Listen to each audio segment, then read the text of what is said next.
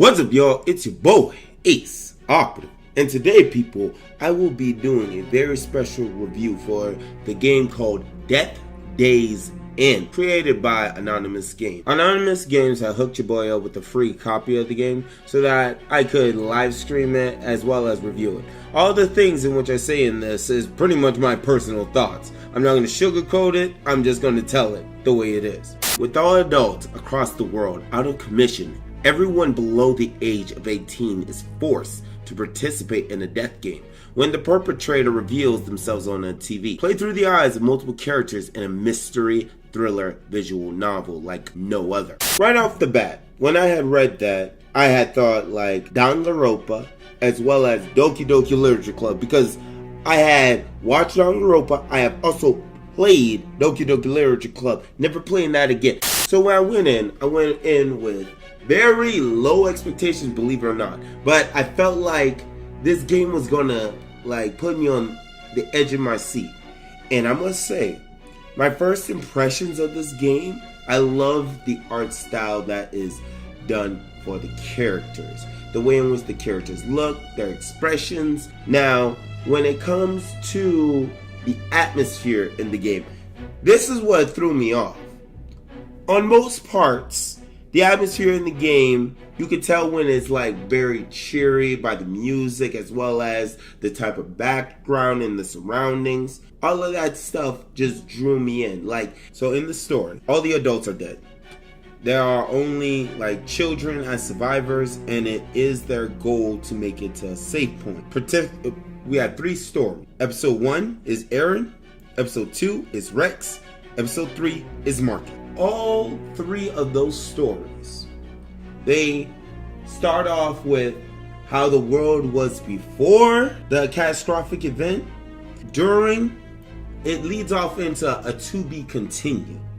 Now I must say episode 1 was by far the longest. Episode 2 was my all-time favorite, but it was short.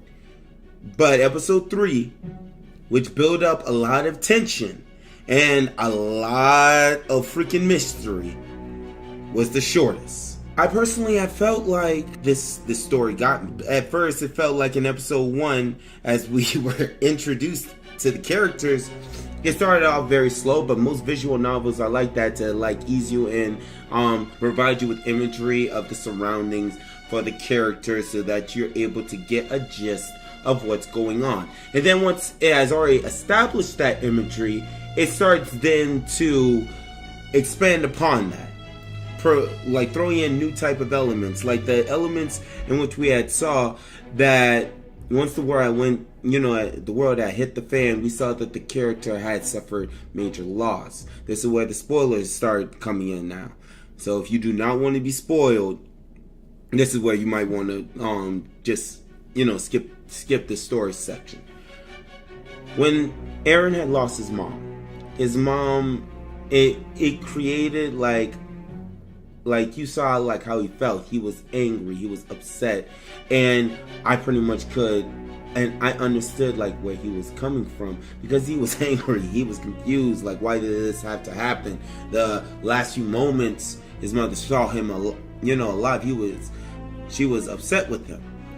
And then we had saw with episode 2 with Rex, it wasn't that bad because one of the main adults of that story was a straight up witch. They even named her. They tried to censor it with the W in there, but let's be honest, she was a witch. And then the episode 3 with the doctor for Marcus that was taking care of his little sister. And I must admit, because with Marcus's little sister, like she only had she did not have long to live, and all of that just gripped me, bro.